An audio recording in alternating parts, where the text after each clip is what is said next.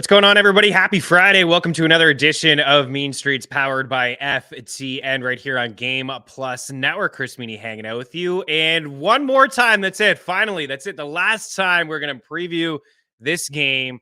Super Bowl 57, just a couple sleeps away in Arizona on Sunday. By now, you guys know you've been hanging out with me for a couple weeks. We've been talking about it at length. We got Bryon Cook, who's going to drop by in just a little bit. He's been with us all year long, breaking down every Thursday night football matchup, breaking down all of these playoff games. So I'm looking forward to hearing Bryan's thoughts on the Super Bowl matchup. And if you're looking for more thoughts, more picks, props, all that good stuff, the Super Bowl show went live last night on our FTN Network YouTube page. And I'm just thrilled, honestly, with how it went. And I want to give a lot of love to Quan and George and Fox for just a lot of work put into the show. A ton of work. They made it look so good. The promos, the commercials. You saw the scroller on the bottom with all kinds of props. Jeff Ratcliffe, myself, Benny Ricciardi, Mike Randall, Taylor Mathis was live in Arizona, giving us some props and picks and things like that. We really did cover the game, I think, from all angles, from just a real life NFL angle standpoint. We all gave predictions. We all gave picks, the score predictions, the MVP. Benny came in with first-time touchdowns, anytime touchdowns. We had totals and sides. We had cross-sport props. Over at DraftKings, you can do some cross-sport stuff. NBA, NFL, college basketball, NFL. You can do NHL, MMA, PGA, NFL, all that stuff available to you over at DraftKings. I didn't really find a lot of hockey ones. There was one that I gave on the show yesterday was Jalen Hurts touchdown passes versus Alex Ovechkin's points. And Ovechkin playing the Sharks on Sunday. And Jalen Hurts was a big favorite at minus 225 over at DraftKings. Ovechkin was plus 185. Now, I think that Hurts can toss a couple touchdowns, but I think maybe they may run a couple in as well. So I gave the Ovechkin side of that at plus 185 for him. I think he could have a 2-point night against the Sharks. The Sharks stink, right? I know we had a couple Sharks fans on the show here. Dan, I think, friend of the show, is a big Sharks guy. He knows. He's aware. He knows that Sharks are not very good. But, man, speaking of the Sharks, Erik Karlsson leads the NHL in points at 5-5. That's pretty impressive. He's on pace to score 100 points as a defenseman. That's really unheard of. So he's having a great season despite the lack of talent around the team. And they could move some pieces over the next 3 weeks as the NHL trade deadline is just a handful of weeks away. The NBA trade deadline is in the books. We're going to recap that here on the show. We're going to take a look at the fresh NBA championship odds. Yesterday, Zach and Adam Pfeiffer and Graham got together to walked really through a lot of the trades. And then after the deadline as well, they talked about the winners and the losers and the contenders and pretenders. So it was a really good show. I hung out with them the entire time. Fantastic job by them. It's free if you want to go check it out on our YouTube page. But we will visit some of the moves here. We're going to take a look at some of the awards won last night in the NFL with Bryan. I have a one and done lineup for you. Kyle Wood's in the house. He's ready to rock. I have a one and done lineup that I'm rolling with. We'll talk the strategy and things like that. And I'm going to roll through some of my props as well. I got a ton of props that I kind of went through a lot of the books last night just to hammer home some of them. I know from a player prop standpoint, I've basically already given you some of them, but I got some fun stuff there. But yeah, the Super Bowl show, it's as I mentioned, you can go back and watch it. We basically covered everything from Gatorade to Super Bowl commercials, Rihanna songs, national anthem. I think, we really did hit on a lot of aspects of the Super Bowl. We had some people hang out with us. We shared some projections. Ratcliffe's super sharp, and it was just nice to kind of chop it up with him. We've worked together for a couple of years, and we've only done a handful of shows together. So it was really nice to get together with him and hear his thoughts. And we had some player versus player props, which we touched on in the show. So a lot of greatness. I'm just super proud to be part of the FTN family and all the work that Quan, George, and everybody else part of the show last night. It was a lot of fun. It was cool. And as again, we're just a couple days away from all of it. A couple things I wanted to say off the top here. I've never seen a team as sour as the San Francisco 49ers. I've never seen a team this sour. Like, they won't stop. Guys, you lost the game enough already. I understand that they're there and this is a big week in Arizona and they're being asked these questions, but it's just, my goodness, like Brendan Ayuk, the thing with Ayuk, I mean, he said he's going to bet everything that he has on, Kansas City absolutely spanking the Eagles. Prove it. Maybe Monday's headline will be Brandon Ayuk files for bankruptcy. I'm not sure. And then there's Deebo Samuel yesterday talking about how they would have whooped the Eagles by double-digit points if they had another quarterback, just wishing that they had a third quarterback. Do you even hear yourself talk, Deebo, when you say those things? A third quarterback? You wish that you had a third quarterback, because if you had a third quarterback in the NFC Championship game, you would have won by double-digit points. Are you kidding me with that? A third quarterback? Were you going to go to your fifth-string quarterback and you were going to beat the Eagles by double-digit points? I'm not sitting here as a cocky. This is a Saskatchewan Roughriders jersey. That's actually not. I'm just kidding. This is for my Canadian crew up there. Ever been to a Roughriders game? It's fantastic. The tailgate is phenomenal. You wouldn't think it, but it is one of the best in terms of Canadian football.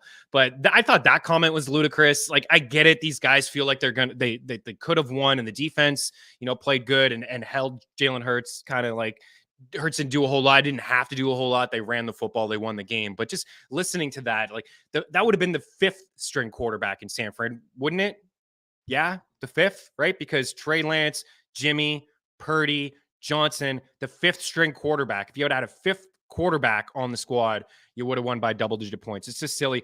And then Robbie Gould, the kicker of the 49ers, says yesterday that all you have to do is make Jalen Hurts play quarterback and you're going to win the game. Like, what is that? Dude, you're a kicker. Like, I'm sure your teammates are probably like, shut up. And what are you even talking about? Why would you even say that? Jalen Hurts has played quarterback all year long. He's 16-1 this season. He's won 21 of his last 23 football games. He has played quarterback over those 23 games. There are a lot of games, especially inside the playoffs, where he hasn't had to throw the football. The Eagles have only allowed 14 points in the two games that they've played. You got to go back to the 2002 Ravens to see that. Now, I get it. The competition hasn't been great. Everybody was feeling Daniel Jones and company, and then it was everybody's favorite upset. They went into the link and they laid an egg. They didn't play great, and there's just excuses tossed all around. So I don't know. I've never seen a team complain. If there's a team to complain as much as what we've seen from the Niners, if there's a team that should be complaining still to this point, it's probably the Cincinnati Bengals. You don't hear anything from Cincinnati. There's no excuses from the Bengals. They lost at Arrowhead, some questionable calls, nothing. You don't hear anything from them.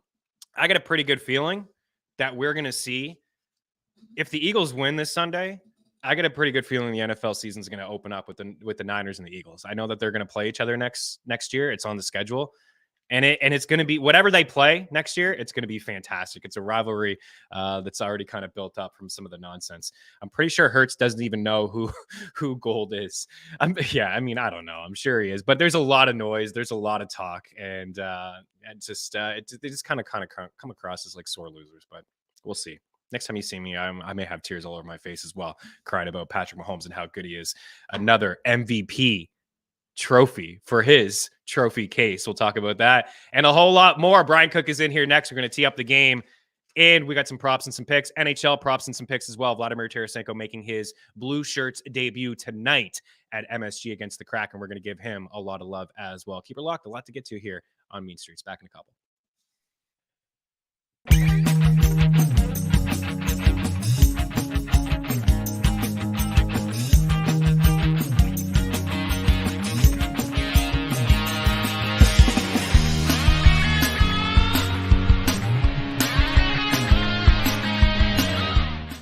I can't say enough about what we've got going on over at FTNBets.com. At FTN Bets, your bankroll can be profitable. With the FTN Bet Tracker, you can tell your favorite experts across all sports, including the NFL, NBA, and Major League Baseball. Welcome back to Mean Streets here on Game Plus Network. I'm your host, Chris Meaney. And with our premium content, you can take your bets to the next level. Only $49.99 a month.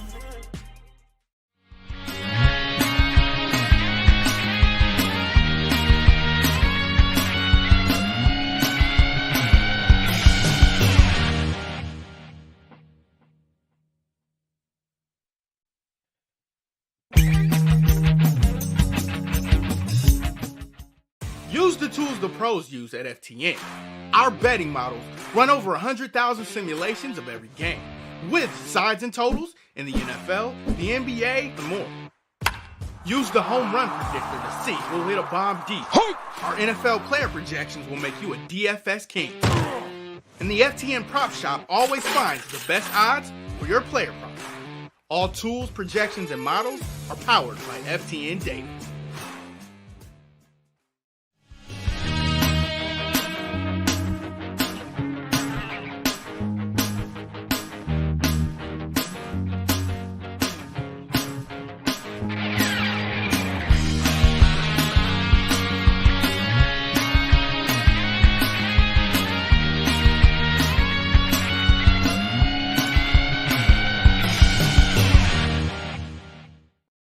Welcome back in. Chris Meaney and Bryon Cook here.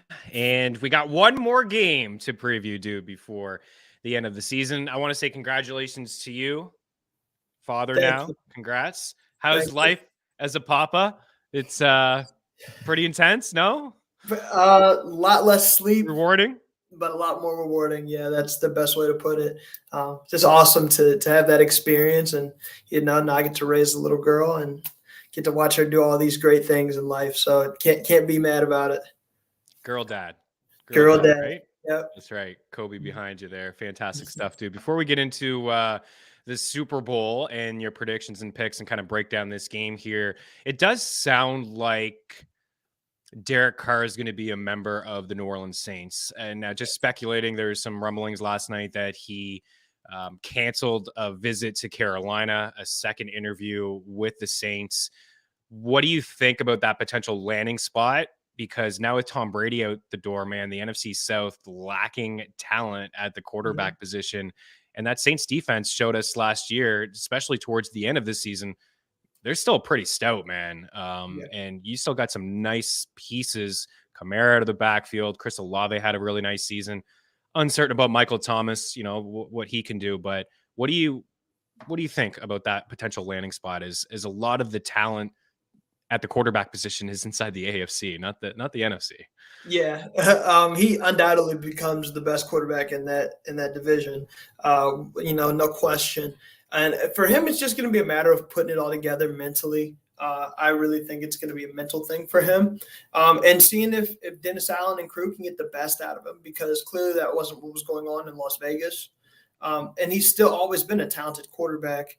It just, you got to have the right guys around him and the right coaches around him, because coaching matters. So I do love the fit. I think that he would have definitely took that team to the playoffs last year with what they had. I think they had enough to get there. They just were short of a quarterback.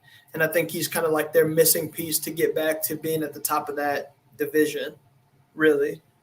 Yeah, I think so too. And I think that they would be the team to beat, if he went there. I really like the direction where the Falcons are going. We'll see what happens at the quarterback position with Carolina and with Tampa Bay. And if the Bucs are maybe sellers, maybe they ship off some of their pieces, maybe they start to rebuild, or maybe they're a quick fix team. Like maybe they bring in a guy like Jimmy G or something like that to kind of, just manage games and get to the playoffs. I think that they could be a playoff team with Jimmy G. Again, before we get going, the awards last night were announced in the NFL. Quan, if you have them. Last time you came on, we talked about the nominees. So I just wanted to bring these up with you and just feel like if there's any surprises with you. You see Patrick Mahomes here, first player to win 2 MVPs and a Super Bowl MVP before 30. He's 27. He's the 10th player to win this award twice. Justin Jefferson, Offensive Player of the Year. The guy's just been absolutely spectacular since he's entered the league. Most receiving yards through 3 seasons, 4,800. He's got 324 receptions. He's got 24 100-yard games, 3-time All-Pro, a unanimous pick in 2022, 3-time Pro Bowl pick. And as you see there, the Offensive Player of the Year. Nick Bosa, the Defensive Player of the Year. Garrett Wilson and Sauce Gardner, they sweep it. Third teammates to sweep this award, a second pair in the last 50 years. Sauce is the Defensive Rookie of the Year and Garrett Wilson as the Offensive Rookie of the Year. Geno Smith, Comeback Player of the Year. He led Seattle to the playoffs. He had the highest completion percentage in the NFL. 2014 was the last time he was a starter. So pretty impressive.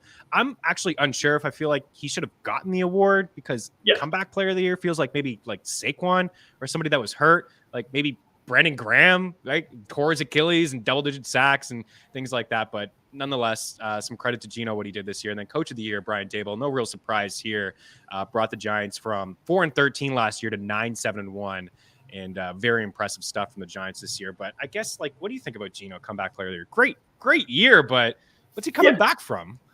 Yeah, so NFL is all about stories, and I Yeah. think the biggest story right now is Geno Smith, and the fact that he said it in a quote, but he was written off. He really Yeah, was. he was. He Yeah. was casted out of New York and kind of went on a couple of teams, couldn't stick, didn't really understand what the problem really was. And it was just because he hadn't matured yet. He didn't know what he was doing. He didn't know how to read a defense. He didn't know how to watch film. He didn't know how to do these little things. So you go into a situation where basically your team is set up to fail, so to speak, and you go in and you completely right the ship with great leadership, obviously tremendous play, and you take that team to the playoffs. I think that's the story that everybody wants to see, everybody wants to hear, and I think it fits. And for what it's worth, no, he wasn't injured. No, he didn't per se come back from physically from anything, but from the mental, emotional, and from a leadership standpoint, I think that it speaks volumes over probably any of the other candidates. Really, I mean, nobody's coming in and galvanizing the team the way that he did. Right. So. And it's pretty. I mean, you talk about storylines. It's probably one of the most surprising storylines of the season. And the Seahawks had one of the lowest win totals of the year heading in. Nobody thought that this team would even come close to sniffing the playoffs after losing Russell Wilson and then Geno coming in and that team playing really good football. Do you think he's the quarterback for the Seahawks next year? Or do you think they pick a guy in their top 10? Because they do have Denver's pick. I think they do both, really. I think that it may not be a guy either in the first round. You may be surprised. It might not be a guy in the first round. Maybe they got to fill another hole. But I do think they pick another guy, and I think they sign Geno maybe on like a 1-year deal or something. Like that could be a very much an Anthony Richardson type of deal, right? Where they go in, he's still on the board. They maybe trade back because he's still on the board and grab him because he's pretty much the same type of player as Geno Smith. Probably, obviously, a better mobile quarterback, but same style of play. So you just don't really lose anything. You get a guy that can really lead and you can teach, and then you sign Geno on a 1-year deal, and boom, you turn the keys over to the young guy. Before we hear any of that or any of it's going to come official, we have to find out who's going to win the Super Bowl, right? This last game of the year. Let's get into this one. We got chalk, right? Number 1 seed, Philadelphia Eagles, number 1 seed, Kansas City Chiefs. This is the first time since 2017 we've seen these two number 1 seeds reach the Super Bowl. We have the number 1 pass offense in Kansas City against the number 1 pass defense in Philadelphia. That's the third time we've seen this here in the Super Bowl. Lots of different storylines, of course. Bryan, the Kelsey brothers, Andy Reid playing, is just the second coach ever to coach against his former team in the Super Bowl. And he also coached the Eagles in the Super Bowl as well. Nick Sirianni, also a former Chief, was on the coaching staff when Andy Reid went over there. Of course, Andy Reid let him go. But this is a rematch of last year. These two teams played each other. A lot different, of course, between these two squads, especially on the Philadelphia Eagles side. But that was a matchup that was 42-30 at the link, 72 points scored in that game. The Eagles looking to become the first number 1 seed to win the Super Bowl since 2017, which, of course, was the Eagles. A quick turnaround for Philly since 2017. A new head coach, right? Moved on from Doug Peterson, Sirianni in year 2. Jalen Hurts, his second year as a full-time starter here. Patrick Mahomes has been to this game 3 times already. 3 times in 5 years he has been here looking for his second Super Bowl. How do you break down this matchup, man? Yeah, I think that it really is going to come down to trench play, and I think that from a skill guy standpoint, both teams match up pretty equally. I mean, don't get me wrong, the Eagles have A.J. Brown, Devontae Smith, Miles Sanders, but on the other side, you still got Travis Kelce, you still got Juju, you still got Pacheco. I mean, you still have plenty of guys that can kind of match that production, but when you really look at it, it's going to come down to which team can generate more pressure, right? Which team can affect the run game, which team can make the other quarterback feel the most uncomfortable. Because at the end of the day, that's where it's going to be won. That's where it was won last year. And at the end of the day, it's going to be won here this year because everybody else is pretty even, if you ask me. So can the Chiefs, who have been leading the league and getting pressure and getting after the quarterback, stuffing the run, one of the best red zone run defenses in the whole league, can they continue that type of play against a great Eagles offense? You know what I mean? Yeah, and you see some of the statistics here that we've been showing for the past couple weeks. I think that this is the biggest difference. Now, Jeff Ratcliffe brought it up yesterday, and he brought up a good point. The defense in Kansas City has changed in the second half, right? They have a young secondary, and some of the rookies have, got a little bit more experience as they've gone on, right? Trent McDuffie's one guy that's really popped for me, anyways, watching this Chiefs defense over the past couple of weeks. But as you see on the left, the number one pass defense, they allowed the fewest passing yards per attempt at 5.5. And then over on the right side, the Chiefs allowed the most passing touchdowns. Just kind of middle of the pack in a lot of these categories. And you mentioned the pressure. I mean, this Eagles defense, it really is historic what they are doing, in terms of sacks, right? 11.2 sack rate. It's the highest mark since the 2000 Saints. They have 78 sacks total, 3 away from surpassing the 85 Bears for the second most, and 5 away from passing the 84 Bears, who had 82 sacks, and the first team ever to have 4 players with 10 plus sacks. Hassan Reddick leading the way with 19.5. And then offensively, this Kansas City team didn't miss a beat, right, Bryon? I thought that they would a little bit. I brought up that question with Jeff, and he shot it down immediately. But no Tyreek Hill. And again, they didn't miss a beat. I thought maybe there would be some adjustment periods from Kansas City. It just wasn't the case. They had 8 guys with at least 250 receiving yards, which was the most in football. They led the NFL in yards per game, passing yards per game, points per game. And you see the number one total DVOA offense, according to Football Outsiders, and the number one offense against the pass. So you're giving the edge, I suppose, to Kansas City's offense. And do you give the edge to the Eagles defense? Yeah, no, I definitely give the edge to the Eagles defense here, just because, like I said, that they're stacked at every position on every level, and their ability to create pressure, right? And the back end wise, they don't have to send a heavy blitz if they don't need to. They can rush with their 3 guys or their 4 guys and still generate pressure. And also, they have such stout guys on the back end, and Bradbury, Slay, Gardner Johnson. DJ, yeah. I mean, he's always been one of my favorite players to watch too, just because of his versatility.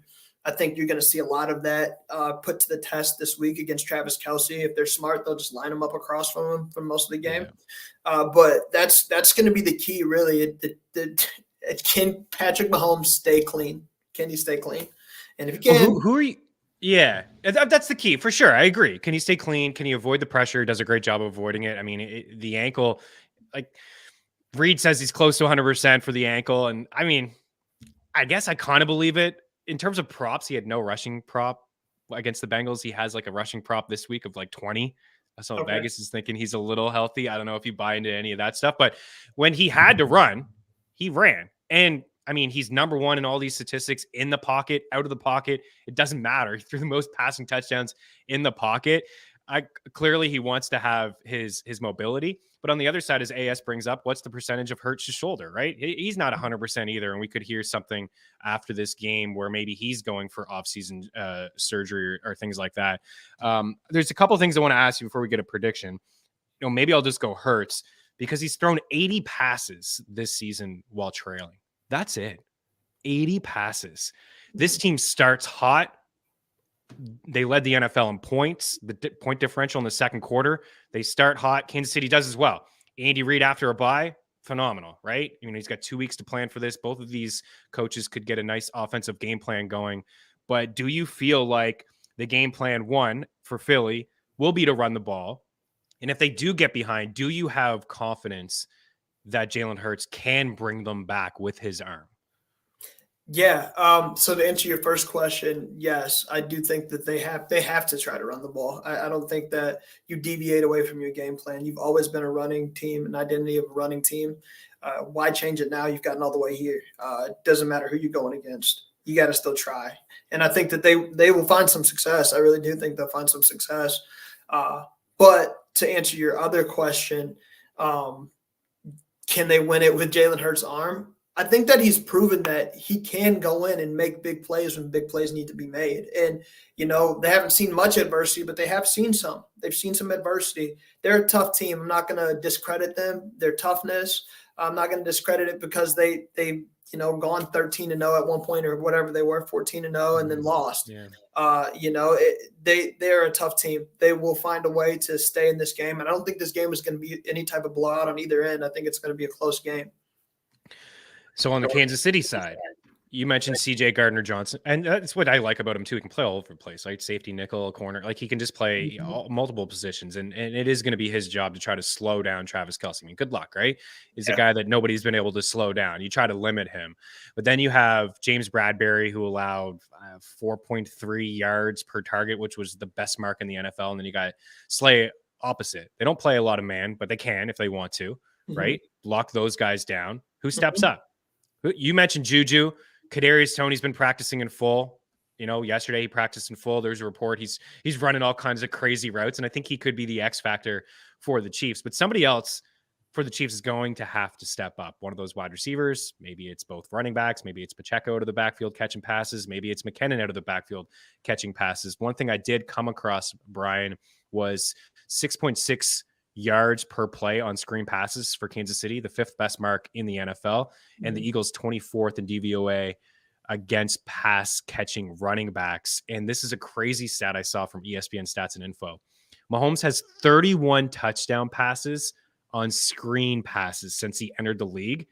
The next closest guy has 20, and it's Aaron Rodgers. That's a huge gap.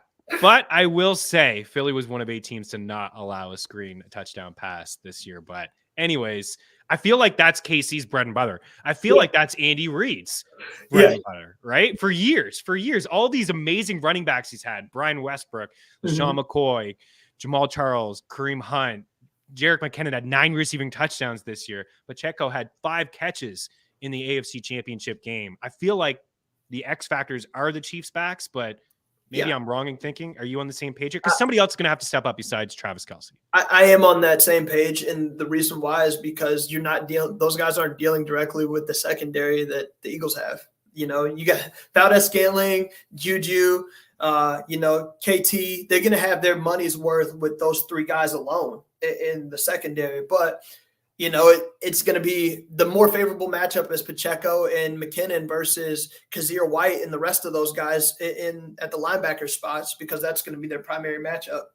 So I think, you see a lot of the screens to slow down the pass rush. You'll see a lot of different ways getting those guys the ball, whether it's shovel passes, something creative, whether it's a direct snap. You'll see a lot of that creativity out of Bieniemy to get those guys the ball, because at the end of the day, the last couple of weeks, they have been one of the main reasons why they've been able to be succcessful offensively. Pacheco's ran his butt off. I'm sorry. He's ran his butt off. Good. And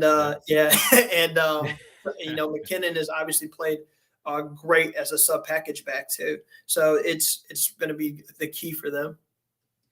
You know, I don't have those numbers offhand. I have no idea. I mean, the percentage of what percentage hurts his shoulder is. I mean, I'm just speculating. I mean, he said that he's not 100%. You know, sometimes athletes say these things, but I saw it in the San Fran game. You know, he took a massive shot and I could see his face, but after that, he still ran quite a bit, and he found the end zone too with a rushing touchdown. And I don't know offhand the ADOT since the injury. I know, just taking a look, week 16, he hardly threw the ball. He had a 6.83 ADOT there, but on the season, it was certainly much higher than that. So, I mean, those are numbers that I can look at a little bit later on, and maybe I can find something for you after the show in the comment section. But just to show you as an example, Hurts's ADOT this season altogether was 8.12. And in that game against the Giants was week 18. It was his first game back. It was just 6. So he wasn't taking a lot of shots at all. Meaney, trim that lettuce if they lose. The hat comes off. I'm rocking the hat forever, dude. I'm rocking the hat forever. It is what it is. Lettuce all year long. It's hockey season. Are you kidding me? Or we're trying to win a beer league championship here. Okay. Well, Kyle says MVS or Tony. MVS or Tony, who has the better game? And Quan, if you have the projections, you can toss them up at any point. We also have the wide receiver cornerback tool as well, but we don't have Tony in there because he's just not consistent enough as a player, I don't think. But there's a look at the projections if you can't see them. What do you think, Bryon? Who do you think has the better game, MVS or Kadarius? I think you got to go Kadarius because I think he's going to get more touches. I don't think it's particularly close. They have him in their offense to try to create a spark, and they do it intentionally, especially in the red zone. So I think you have to have Kadarius Toney as the guy you lean on. And I have a hard time thinking Marquez Valdez-Scantling is going to have a lot of production on that secondary. They're good. They know that he's a speedster. They're going to account for it. And they got guys that can match that speed with physicality at the line. That's going to make it tough for him. So I'm going to lean on Kadarius Toney just because I think he's going to get more opportunities. So very similar in our projections as you see. Toney, 5 fantasy points and a half point setting, MVS 5.3. We have him for Toney, 3.1 targets, 2.5 catches, and 26.1 receiving yards with, a 22% chance of finding the end zone. For MVS, same 22% chance of finding the end zone, 4.8 targets, 2.5 catches, and 39.4 receiving yards. So I think maybe a better chance for Toney to find the end zone, I would say, even though MVS does have a touchdown in each of these 2 playoff games that he's played, and maybe the deep threat guy, as you mentioned. All right, we'll get you out of here on this. Score prediction, MVP. We do have some MVP odds, too, we can check up, but who do you think wins the game? You're going to hate me, but I'm going to go Chiefs. I would never hate you. I was wrong last time. I was wrong last time. So I'm going to go Chiefs, though, man. I just, the experience there, I'm going to lean on it. Okay, all right, which is fair. I'm going to go 28-24. 28-24. Yeah, it'll be a close game, high-scoring game.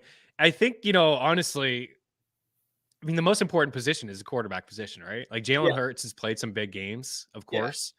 Yeah. But this is going to be different. This is going to be different for him. And then Andy Reid. Yeah. Like Andy Reid has the second most postseason wins of all time. He's 28-4 after a bye, including the postseason. That is ridiculous, right? Yeah. 2 weeks to prepare. He's going to find some holes in this Eagles defense. He just is. He always finds ways to be creative, and you're going to see some kind of silliness, like maybe a KC version of the Philly special with Kadarius Toney. Toney, we've seen him before toss a couple passes. No, you've seen him before. Gator boy. Good old Gator. Yeah, that dude can do pretty much anything you ask him to. All right. So, yeah, MVP wise, how it should be is if the Chiefs win, it should be Chris Jones. That's who should win it. But because everybody loves the quarterback position, and they'll probably still give it to Pat Mahomes, unless he just has the best game of all time. They'll probably just give it to Patrick Mahomes. But I like Chris Jones, man.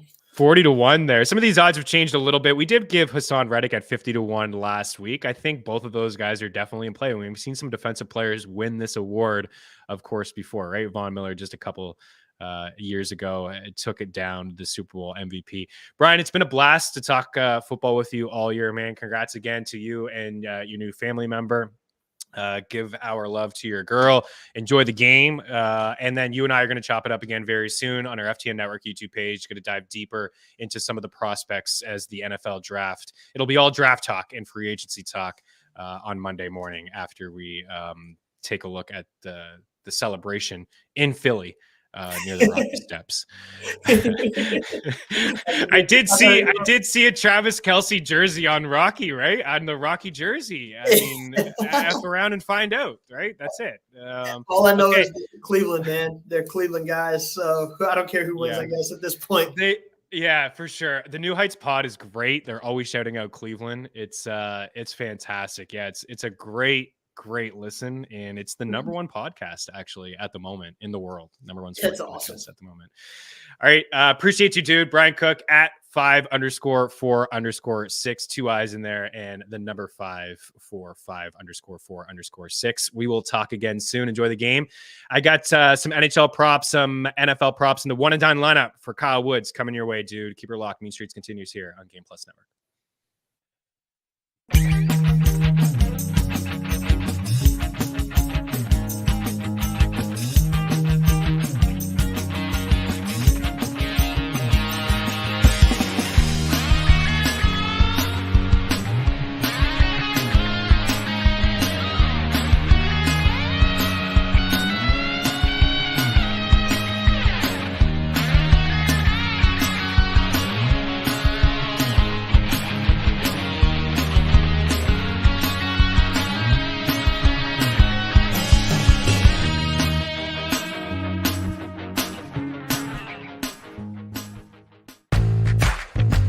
At DraftKings Sportsbook, you can bet on nearly any sport imaginable. The NFL, the NBA, college football, college basketball, golf, the NHL, tennis, Major League Baseball, MMA, and more.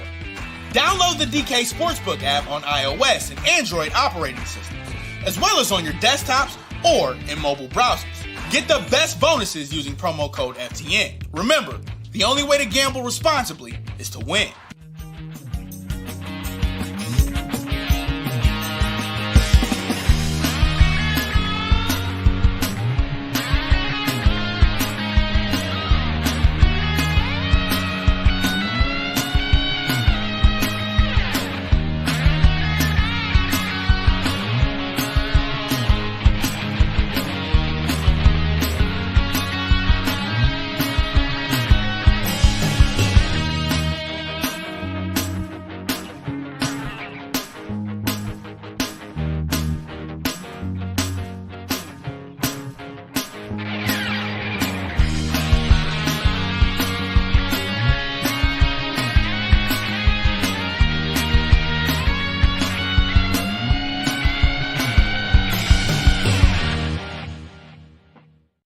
Hey, it's got playoffs next week. Good luck, dude. Take it down, right? 'Tis the season for a little beer league hockey playoff run. Love it, dude. Love it, love it, love it. We'll trim that lettuce. Yeah, next week. We'll try to do it. We'll see. It definitely should be trimmed. It's crazy talk right now. Yeah, fair enough. Trim that lettuce if they lose. The hat comes off. I agree. The hat comes off. Monday, I'll be all in tears. Hat will be off. Head maybe shaved. Tears. I'll be pulling my best Brendan Ayuk and Debo Samuel and Robbie Gould. Be all sour on a Monday. This is my one and done lineup. Kyle, I did go with MVS. Now I want to talk out this strategy. Of course, you've been following along all year. This was the game plan. I know you guys are going to think, oh, wow, what a homer. It was just my game plan that whoever was in the NFC, I would have, right? If it was the Niners, I'd have a full Niners stack here. If it was the Cowboys, I'd have a full Cowboy stack. That was my plan. I was attacking some of the high-powered offensive teams inside the AFC. I, obviously had a lot of Bills and had some Bengals and took care of most of the KC side of things. You see Isaiah Pacheco in there. MVS is my flex. I will say this when it comes to MVS versus Kadarius Toney. And if you had Juju, I'd roll Juju out over the three. We heard Jeff Ratcliffe say yesterday, Juju does have an incentive in his contract, a cool $1 million if he plays over 50% of the snaps in this game, and the Chiefs find a way to win the football game. But I would probably roll with Juju over those guys. My thinking is, if you were near the top, I think you would. For me, I would like to play it safe with MVS. He's been playing a majority of the snaps, more so than the other guys. Juju's been banged up. Kadarius Toney's been banged up. These are guys that I don't know how fully you can trust. Like how many snaps is Kadarius Toney going to play? Is he going to suffer a setback in the game? Like these are all very possible. But I do believe that there is a higher ceiling there with Kadarius because of the touchdown upside, despite MVS finding the end zone against the Jags and against the Bengals. He is going to have his hands full with Darius Slay. But if you want to play it safe, if you're near the top or if you have like a lead, I would go MVS. If you're down, like 70 some odd points, I think you have to shoot for Kadarius Toney is just like a little bit of a higher ceiling. Maybe he finds the end zone. He's played in a limited role this year for the Chiefs, but he has found the end zone multiple times. I've seen some really nice end arounds from him, some rushes out of the backfield, some trickery stuff. And the Chiefs, I just said it in the last block. This is what Kansas City does. Andy Reid is very creative. They had the whole spin around the ring around the rosy play. I don't even know what the heck they called that a couple weeks ago, but all kinds of craziness. Kadarius Toney could, throw a pass. I wouldn't be shocked if he threw a pass in this game. Like there's different things that they could do with him. I got a couple fun props in the next block. I like him to catch a pass in the opening drive. I think it was like plus 350 over at DraftKings. I think they'll find a way to get him involved early, like especially if, he's healthy early on to start the game, maybe a screen pass or a bubble pass quickly or an end around.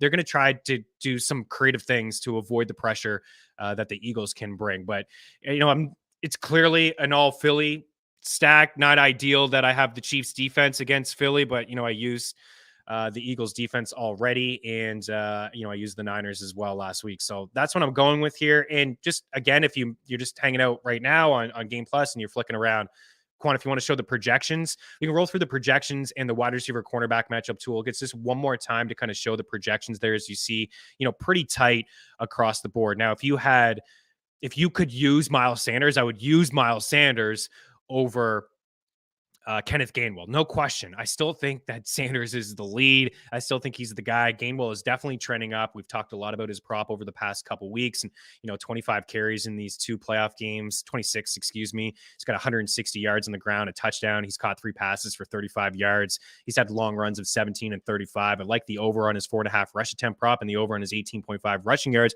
I even like the over on his 11.5 receiving yards, because if they get into a 2-minute drill situation or they're playing from behind, he will be the back on the field, not Miles Sanders. He has been phased out of that passing role. I mean, a few years ago, he caught 50 passes. It's not the case under the Sirianni offense. Kenneth Gainwell is the better pass catching back, but I would go Sanders over him if you had the choice between the two. If you had the choice between the 2 quarterbacks, even though you see Mahomes at the top or Hurts at the top, I would go Mahomes. Pacheco, I would go over McKinnon. And then I like the Philly wide receivers clearly more. And of course, if you have Travis Kelce, you're rolling him out over Dallas Goedert as well. The wide receiver cornerback matchup tool does not grade out well for some of these Kansas City backs. And it does, for AJ Brown against rookie Jalen Watson.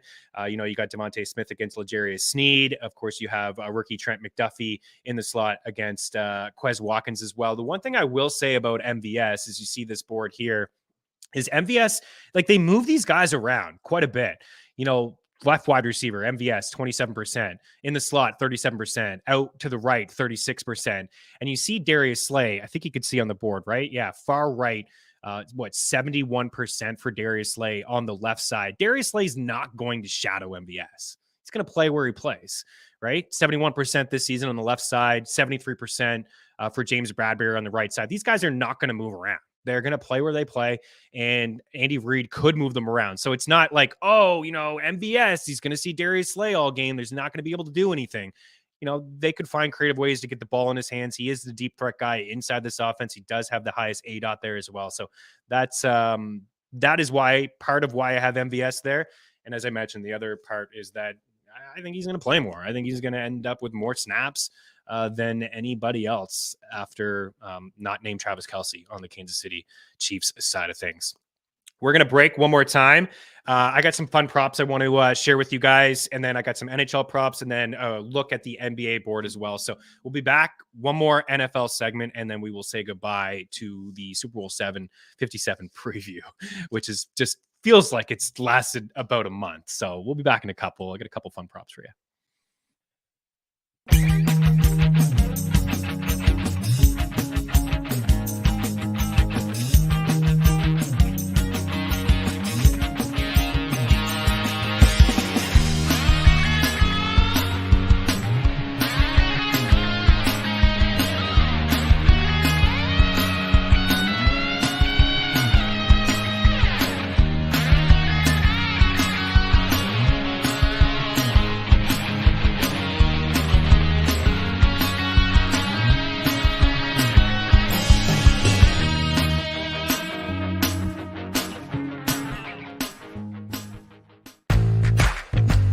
At DraftKings Sportsbook, you can bet on nearly any sport imaginable. The NFL, the NBA, college football, college basketball, golf, the NHL, tennis, Major League Baseball, MMA, and more. Download the DK Sportsbook app on iOS and Android operating systems, as well as on your desktops or in mobile browsers. Get the best bonuses using promo code FTN. Remember, the only way to gamble responsibly is to win.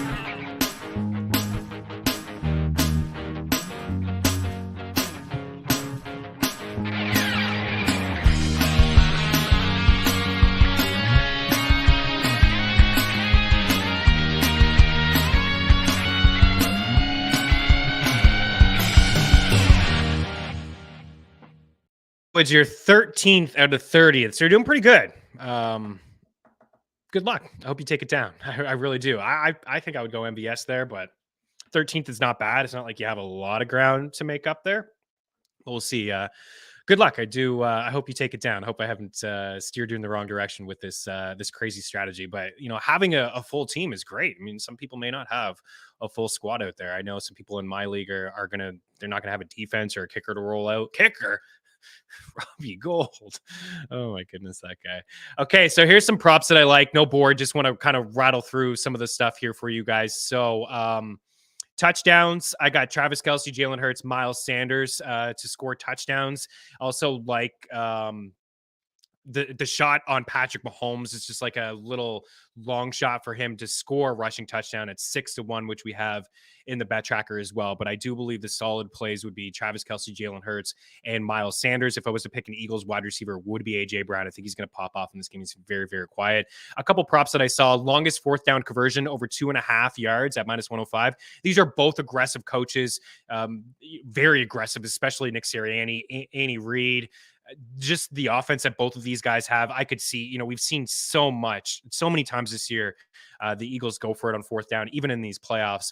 So I like the over on the fourth down conversion at 12.5 -105. That's at DraftKings. The longest third down conversion I like as well at over 12.5 yards at -110. Both teams to have a second half lead is +145 over at DraftKings. We could get this with like Kansas City having a lead heading into the second half. They could have the lead for a handful of minutes. Maybe it's just a 3-point lead or a 1-score lead, and then Philly scores, or vice versa. One of these teams, that's my thinking, one of these teams maybe has a lead heading into the third quarter, and then the other team takes the lead, and then we get that prop. Both teams have a lead in the second half. The game decided by exactly 3 points, +450. I like that one as well. Most receiving yards, AJ Brown at +280. KC first play, pass, +110.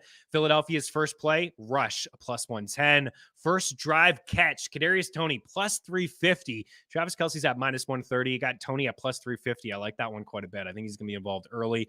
First drive catch, AJ Brown, +120. And Devontae Smith at +130. First drive, these are long shots here, but first drive for both teams, field goal attempt for the Eagles, and a first drive punt for KC is 11-1. Maybe that Eagles defense gets some pressure. Maybe they get a stop early and Philly could move the ball. I've mentioned how strong they have played early in games, getting up in games. Like 80 pass attempts for Hurts trailing this year is remarkable. Don't talk to me about the opponents.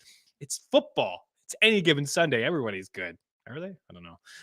And then another long shot one here was first drive field goal attempt for both teams. That pays 20-1. The first attempt for both for touchdowns doesn't pay that much at all. It's like 3-1. So it's giving some long shots here. A field goal yards. Was there a field goal over 33.5? I think yes, at -110. Gatorade color, yellow. It's moved from 4-1 to like +165. First touchdown jersey number over 11.5, +105. And then some props that I have in the tracker. Of course, you guys know the Pacheco prop has moved quite a bit. I have it in the tracker at 11.5 receiving yards. I still like the over 15.5. I like the over total rushing plus receiving at 60 as well. Kelce over 6.5 grabs. I have in the tracker at 75.5. I take anything over 79.5. I think he gets his 7 grabs. But I do think he's going to live in that 80-yard range as well. Kenneth Gainwell over 4.5 rushing attempts, over 17.5 rushing yards, and over 11.5 receiving yards. I also like Jerick McKinnon over 20.5 receiving yards. And you guys know Devontae Smith has been our guy all year long, over 5.5 catches at +125. I think the Eagles win. I got a 27-24 final, which is right around that number. It's creeping up 51.5. That's a little high to take the over on that one, but I do have a 27-24 victory for the Birds, and I think Jalen Hurts is going to win the MVP. But what do I know? I'm just a guy rocking green. Got some NHL props in here next. Keep her locked. We got some picks for you.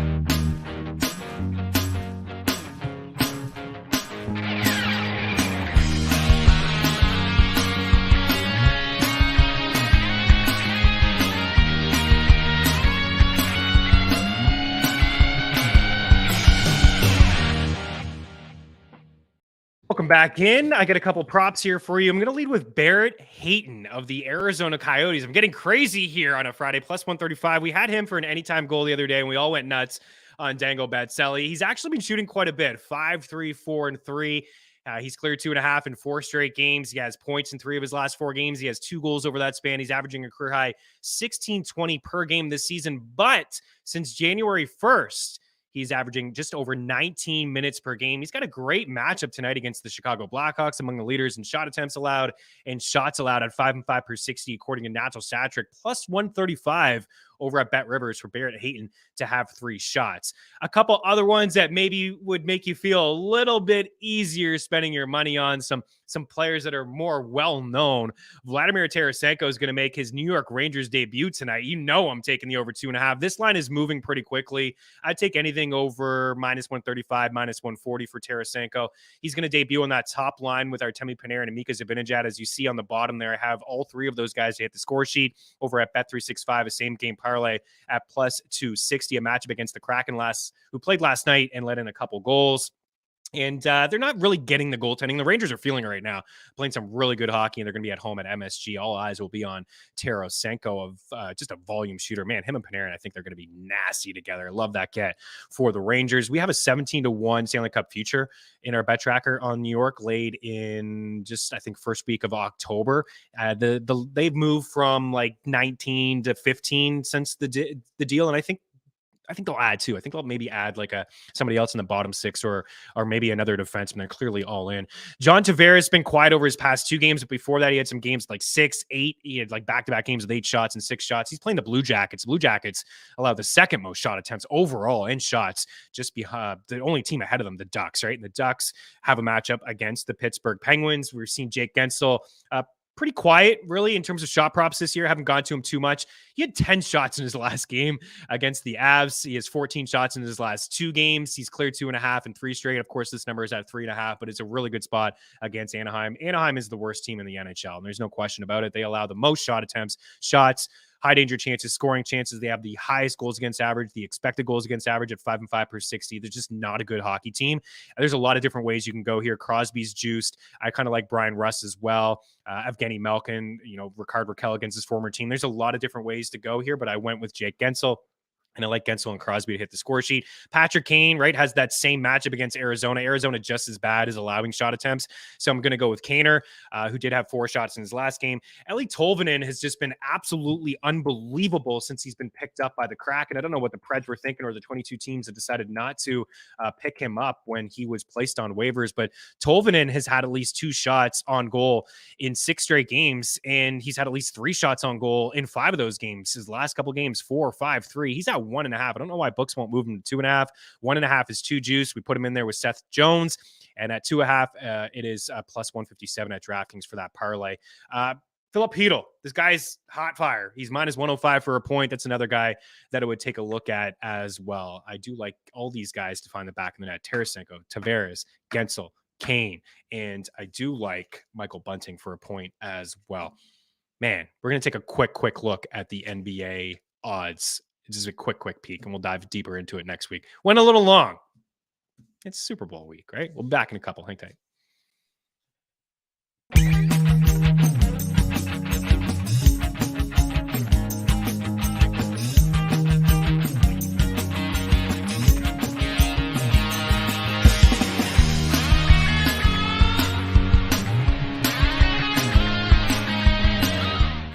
I can't say enough about what we've got going on over at FTNBets.com. At FTN Bets, your bankroll can be profitable. With the FTN Bet Tracker, you can tell your favorite experts across all sports, including the NFL, NBA, and Major League Baseball. Welcome back to Main Streets here on Game Plus Network. I'm your host, Chris Meaney. And with our premium content, you can take your bets to the next level. Only $49.99 a month.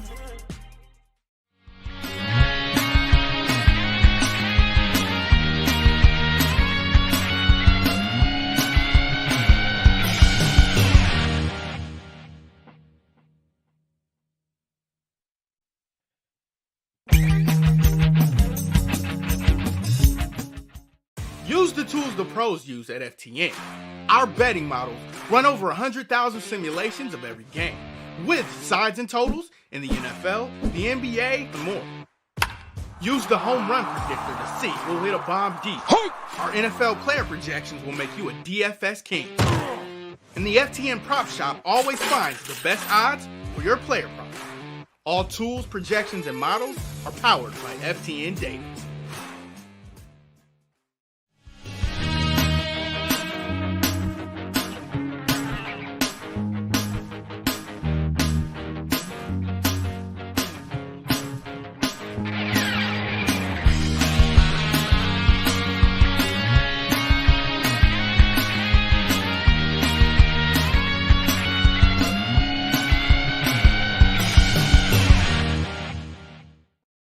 One final block here. Take a look at the NBA championship odds after yesterday's trade deadline day, where we saw 20 trades and 1,000 second-round picks flipped. I mean, here you go. Here's a second-round pick for you, second-round pick for you. 5 second-round picks flipped like 3 times yesterday. What the heck is the NBA? It's the only league where you can trade multiple 2029 picks. It's just crazy. I think that the Nets did pretty well. I know that Nets fans are probably bummed. They were going to go on like a bit of a run here, KD and Kyrie, but man, they did well. I think they ended up getting like 9 picks for the KD trade, right? Because they got a bunch of firsts and then they traded Jay Crowder and they got a bunch of seconds. So they ended up getting a ton of picks. Crazy. I think they did pretty good. For me, the Suns at plus 425. I know CP3 doesn't win a lot of games. I know he label as a choke artist, but man, that 4 with KD, Booker, and then 8 and then say CP3, that's going to be extremely tough. They're my team to beat in the West, and then the team to beat for me in the East, really, it's the Bucks. I like the Celtics, but it's the Bucks. I do like the addition of Jay Crowder. I think he's strong defensively despite not playing at all this year. I like what the Lakers did as well, bringing in Russell and Beasley and Vanderbilt and Mo Bamba, but you know what? I like that they got rid of some of the drama for sure in Beverly and Westbrook, but I still don't think that they may win the play-in game and they could give potentially Denver or Phoenix a run, but I don't think that they're good enough to actually win a championship. And I'm not buying the Clippers. I don't even really care for their moves. Highland and Gordon and Plumlee, I don't know. It just doesn't seem that great. Do they get Westbrook? Westbrook's going to get bought out. Maybe they get Westbrook. I think that they're overrated. I think it's fool's gold. I'm not a crazy fan. I'm not a big fan of what they got going on. And I think, the Nuggets falling a little bit at 8-1 certainly is intriguing, but the Suns and the Bucks, I think we're going to see a rematch of the finals just from a couple years ago. Went a little long. My apologies. Have a great weekend. Good luck with all your Super Bowl picks. Hopefully it's a fantastic game, and we will see you Monday. Cheers.